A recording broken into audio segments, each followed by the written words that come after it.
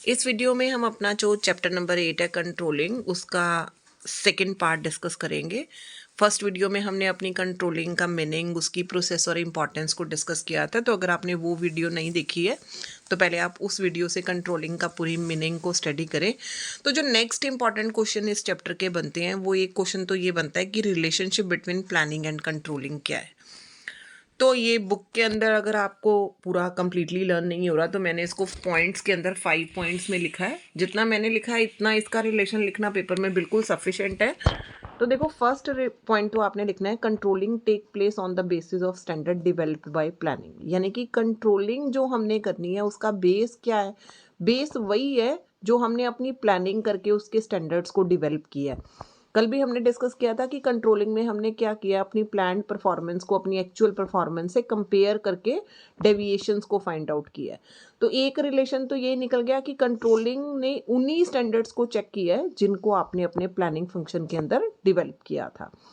Second आया हमारे पास, planning without controlling is meaningless. यानी कि प्लानिंग हमने की और लेकिन बाद में हमने जो कंट्रोलिंग नहीं ना की तो हमारा सारा सिस्टम जो है वो पूरी तरह से मीनिंगलेस हो गया। क्योंकि हमने अगर प्लान किया था कि हमने 100 यूनिट्स को बनाना है और हमने देखा ही नहीं कि एक्चुअल में हमारी कितनी यूनिट्स बनी है, तो सब कुछ प्लान करना ही हमारा बेकार हो गया।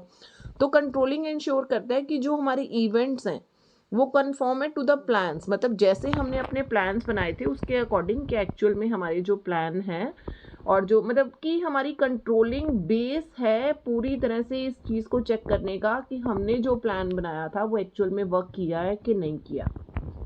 थर्ड पॉइंट आता है बेटा, planning is perspective because planning prescribe an appropriate course of action. ठीक है, प्लानिंग में हमने हर चीज़ को प्लान किया, सोचा है कि हमें एक्चुअल में अपना कोर्स ऑफ एक्शन क्या करना है बिजनेस के अंदर। और जो कंट्रोलिंग है ना, इसको हम लोग बोलते हैं ईवैल्यूएटिंग। ईवैल्यूएटिंग का मतलब क्या है कि हमारा एक्चुअल में ये चीज़ को चेक करना कंट्रोलिंग के अंदर कि सब कुछ हमारी प्लानिंग के मुताबिक हुआ है या नहीं हुआ है। तो इसीलिए कई बार हमारे पास अलग से भी क्वेश्चन आ जाता है, why planning is called perspective and controlling is evaluating. तो आपने यही लिखना है कि अगर हम इसको, प्लानिंग जो है हमारी परस्पेक्टिव इसलिए है क्योंकि हमें अप्रोप्रिएट कोर्स ऑफ एक्शन बताती है और कंट्रोलिंग ईवैल्यूएट करता है कि हमारा सब कुछ जो है प्लानिंग के अकॉर्डिंग हुआ है या नहीं हुआ। इस रिलेशनशिप के जितने भी 5 पॉइंट्स मैं आपके साथ डिस्कस कर रही हूँ ये एक्चुअल में खुद भी एक क्वेश्चन है। जैसे आपके पास ऐसे भी एक क्वेश्चन आ सकता है कि planning and controlling why they are forward looking और बैकवर्ड लुकिंग। तो ये अलग से भी 3 मार्क्स के अंदर आपके पास क्वेश्चन आ जाते हैं, तो इनको आपने बहुत अच्छे से लर्न करना है। तो फोर्थ पॉइंट अब हम डिस्कस करते हैं, planning and controlling both are forward looking. क्यों ये फॉरवर्ड लुकिंग है? कहते हैं because while plans are prepared for the future, क्योंकि जितनी भी हमारे प्लान है वो हमने क्यों बनाए हैं? फ्यूचर के लिए बनाए हैं।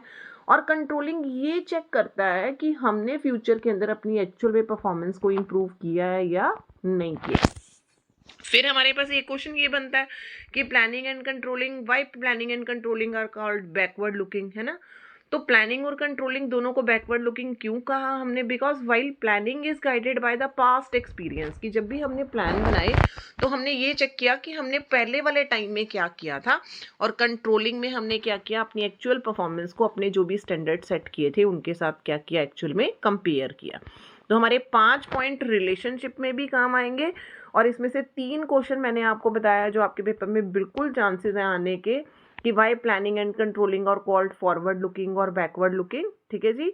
और सेकंड आपके ने ये बहुत अच्छे से याद कर लेना है कि why planning is called perspective and controlling is evaluating. Next topic जो बेटा हम डिस्कस करें वो है natures and features of controlling. तो सबसे पहला हमारे पास फीचर आता है, controlling is a goal oriented function. Goal यानी कि हमारा ऑब्जेक्ट क्या है, हमारा गोल क्या है। कंट्रोलिंग ना हमें हेल्प करता है उस गोल को अचीव करने में, क्योंकि ये पूरी तरह से हमें इंश्योर करता है कि organisational resources are used effectively and efficiently for the achievement of organisational goal. कि जितने भी हमारे ऑर्गेनाइजेशन के रिसोर्सेज हैं उनको आप पूरी तरह से इफेक्टिवली और एफिशिएंटली अपने गोल्स को अचीव करने के लिए यूज कर रहे हो कि नहीं कर रहे। Controlling is pervasive function. कहते हैं कि कंट्रोलिंग जो है वो पूरी तरह से परवेसिव फंक्शन है as it is required at all type of organization and all level of management. चाहे आप टॉप लेवल की बात करो, मिडिल लेवल या लोअर लेवल की, कंट्रोलिंग की जो रिक्वायरमेंट है आपको हर तरह के ऑर्गेनाइजेशन में हर लेवल के ऊपर है।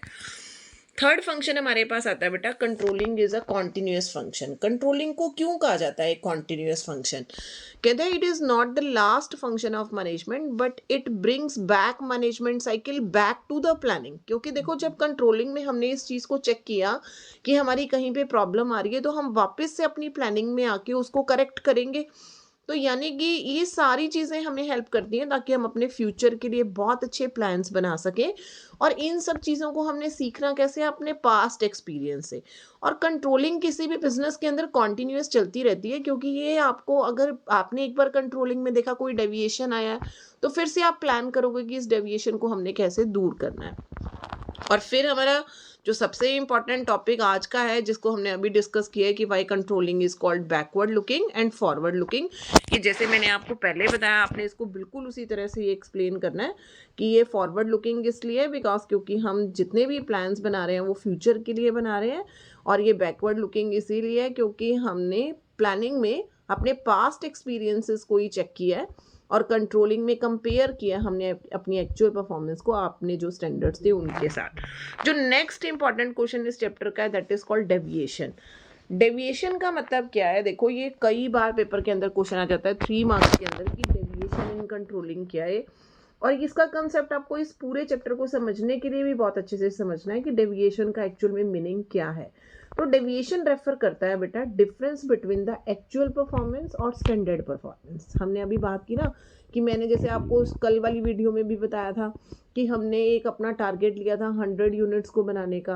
हम वो क्या थी? हमारी स्टैंडर्ड परफॉर्मेंस। और अगर मेरी एक्चुअल परफॉर्मेंस या इससे ज़्यादा होगी या इससे कम होगी, है ना, तो देखो अब डेविएशन जो है ना आपके पास वो 2 तरह का, एक पॉजिटिव डेविएशन और एक नेगेटिव डेविएशन। पॉजिटिव डेविएशन क्या है बेटा? कि जब आपकी एक्चुअल परफॉर्मेंस बेटर देन है आपकी जो प्लान्ड परफॉर्मेंस थी, यानी कि आपने अच्छा काम किया। तो जैसे मैं कहूँ मैंने प्लानिंग तो थी मेरी 100 यूनिट्स को बनाने की और मेरी एक्चुअल जो प्रोडक्शन हुई है वो 120 यूनिट्स की है, तो यहाँ पे डेविएशन आया। जब मैंने इन दोनों को कंपेयर किया तो डेविएशन तो यहाँ पे भी आया। डेविएशन का मतलब चेंज तो यहाँ पे भी आया, बट यहाँ पर जो चेंज आया वो पॉजिटिव चेंज था। इसीलिए देखो मैंने डेविएशन के आगे लिखा है +20 यूनिट्स। ठीक है। फिर हमारे पास आया नेगेटिव डेविएशन। कहते हैं कि जब हमारी एक्चुअल परफॉर्मेंस हमारी प्लान्ड परफॉर्मेंस से कम हो जाती है, हमारी एक्चुअल परफॉर्मेंस हमारी प्लान्ड परफॉर्मेंस से कम है, तो वहां पर जो डेविएशन आया उसको हमने क्या डेविएशन बोला? Negative deviation. जैसे फॉर एग्जांपल मैंने प्लानिंग तो की थी 100 यूनिट्स को बनाने की और मेरी जो एक्चुअल प्रोडक्शन है वो 80 यूनिट्स हुई, तो यहाँ पे भी डेविएशन आया, मतलब चेंज आया। और जो चेंज आया वो क्या आया? -20 का। तो देखो पॉजिटिव डेविएशन और नेगेटिव डेविएशन को आपने बहुत अच्छे से समझना है कि पॉजिटिव डेविएशन में आपकी जो प्लान थी और एक्चुअल थी दोनों में डिफरेंस था। वहां पे आपने प्लान किया था 100 और एक्चुअल हुई 120, तो +20 का डिफरेंस आया, that is a positive deviation. और नेगेटिव डेविएशन क्या कि मेरी प्लानिंग तो 100 की थी बट मेरी एक्चुअल 80 हुई, तो जो डेविएशन आया -20 का वो क्या था? Negative deviation. तो इस चैप्टर के जितने भी इंपॉर्टेंट टॉपिक थे वो हमने इन दोनों वीडियोस में डिस्कस कर लिए हैं। फिर भी मैं कुछ इंपॉर्टेंट क्वेश्चन आपके साथ डिस्कस करती हूँ। देखो एक क्वेश्चन तो आपके पास आ सकता है, planning is looking ahead and controlling is looking back, comment on the statement, है ना। दूसरा आपके पास कंट्रोलिंग की प्रोसेस बेटा बहुत इंपॉर्टेंट है। थर्ड जो हमारा क्वेश्चन आता है, discuss the relation between planning and controlling. ठीक है जी। एक क्वेश्चन आपने अच्छे से याद कर लेना है इसका, why controlling is called forward looking function और बैकवर्ड लुकिंग फंक्शन। कई बार पेपर में 3 मार्क्स में ऐसे भी पूछ लेते हैं कि explain the 3 points of importance of controlling. और जो हमारी कल की वीडियो थी उसमें हमने एक बहुत इंपॉर्टेंट टॉपिक जो डिस्कस किया था, क्रिटिकल पॉइंट कंट्रोल और मैनेजमेंट बाय एक्सेप्शन। तो आपने हर क्वेश्चन को बहुत अच्छे से स्टडी कर लेना ताकि कोई भी प्रॉब्लम इस चैप्टर की आपको ना रहे। अपनी नेक्स्ट वीडियो के अंदर हम कुछ और इम्पॉर्टेंट क्वेश्चंस को डिस्कस करेंगे। तो अगर अभी तक आपने मेरे चैनल को सब्सक्राइब नहीं किया है तो आप वो सब्सक्राइब करें ताकि आपको जो आने वाली वीडियोस हैं उनकी नोटिफिकेशन मिलती रहे।